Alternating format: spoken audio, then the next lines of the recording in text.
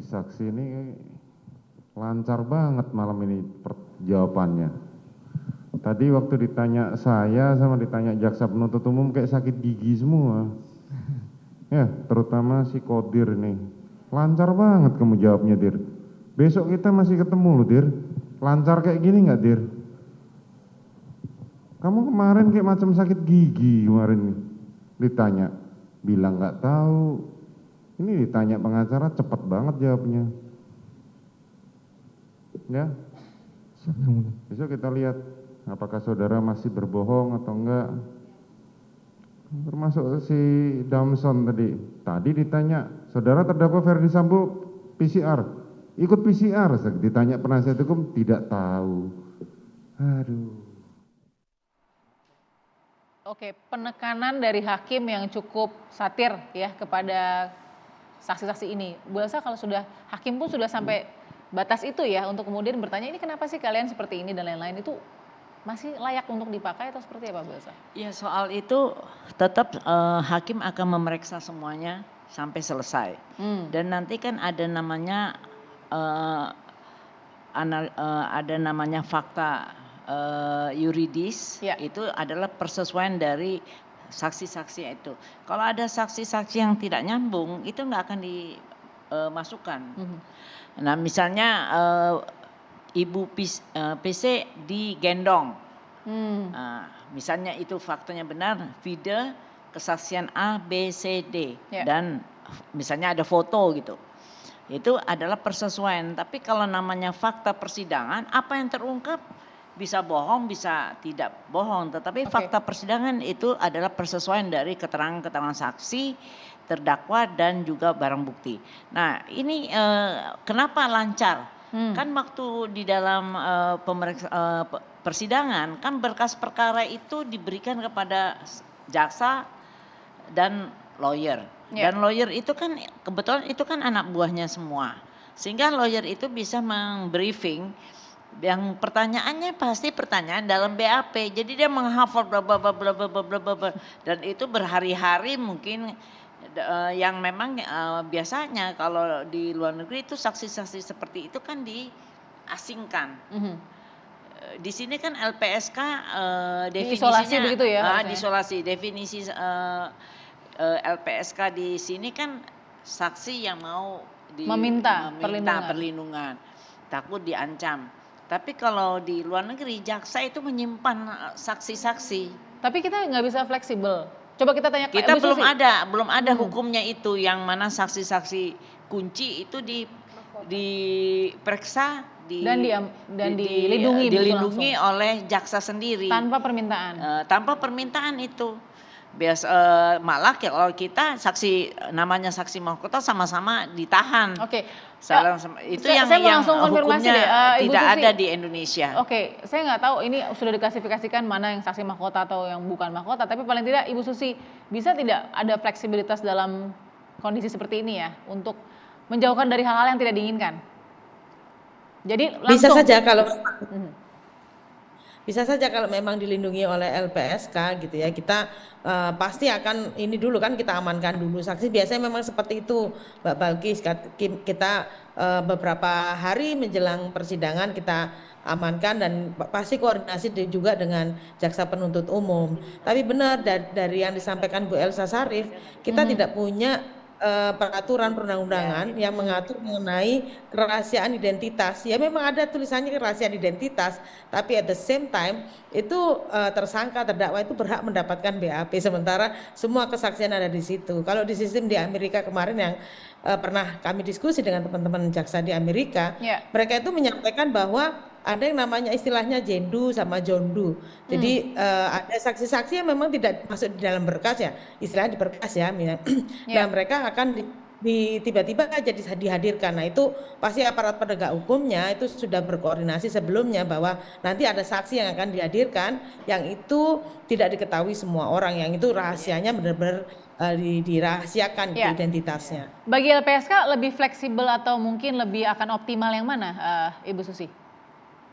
Sebenarnya kami sih harapannya juga ada yang mekanisme Seperti tadi itu, ya, iya. Jendu sama Jondu ya. Iya. Karena dalam beberapa kasus itu kami butuh banget gitu ya untuk dirahasiakan identitas terlindung kami, karena menyulitkan kemudian kalau kemudian di BAP ada alamatnya, terus namanya, identitasnya, apalagi KTP kemudian misalnya majelis hakim ketika memanggil saksi dibacakan Oke.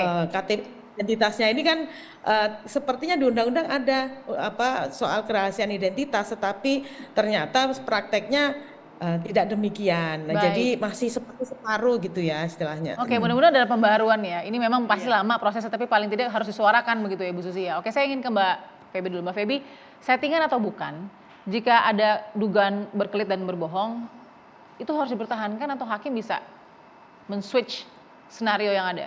Iya, kalau untuk men-switch skenario yang ada, hakim kan tidak memang sedang berskenario juga mengikuti betul, skenario. Tapi kita harus tahu bahwa kenapa hakim melakukan itu, tetap mendengarkan dan malah meminta Susi setiap ada pemeriksaan saksi-saksi harus hadir. Tujuannya apa? Hakim ingin melihat bahwa keterangan Susi ini betul atau tidak, sehingga harus di cross check dengan keterangan saksi-saksi yang lainnya. Tapi walaupun demikian kita juga ada sistem pembuktian kita itu kan 2 alat bukti plus keyakinan hakim. Tujuannya apa? Sekarang adalah tujuannya kenapa saksi-saksi ini didengarkan semua untuk meyakinkan hakim. Nah sekarang kita kan lihat hakimnya juga nggak yakin dari awal. Jadi walaupun dia mau ngomong apa aja kayaknya hakimnya ujung-ujungnya udahlah kamu bohong gitu ya. Jadi satu kebohongan udah bisa. Udah sebenarnya ya itu sudah diragukan karena biasanya kita agak sulit ya melihat ekspresi hakim dia ragu atau tidak dengan keterangan saksi. Selama ini begitu yang kita lihat. Tapi Saya nggak minta Mbak Popi baca ekspresi hakim tapi sih ya. saya juga tidak ahli ekspresi, tapi saya melihat celetukan-celetukannya gitu ya, keraguan-keraguannya. Berapa kali dia mengancam tentang pasal 242 gitu ya, bahwa kamu Berarti bisa kalau dianggap, sudah diragukan, buat mereka bersidang untuk apa lagi? itu tadi untuk melihat kesesuaian antara keterangan Susi dengan keterangan saksi yang lainnya. Karena kan butuh dikuatkan keterangan saksi yang lain. Jadi justru semakin banyak fakta-fakta yang dibantah oleh saksi lain misalnya atau diketahuan berkelit dan berbohong, makin tidak ringan dong untuk terdakwa. Iya betul. Sebenarnya, tapi masalahnya ini kan mereka berkelitnya di bukan pasal 340. Keterangan Susi ini nggak ada kaitan dengan pembunuhan berencana. Nah, kenapa masalahnya. itu dia. Itu kenapa? Ini kan memaksakan tadi ya dugaan pelecehan seksual. Betul. Ini yang dipaksakan, padahal tidak disidangkan. Itu dia. Pasalnya. Pasalnya dakwanya 340, tapi berkelit di pasal yang tidak ada Nah, disidangkan. pertanyaan saya kenapa hakim terus menunggu kesesuaian ini? Itu dia. Kan nggak relevan lagi. Ya, kalau saya melihat justru akhirnya yang tadi jangan sampai ke bawah sama skenarionya pihak sana.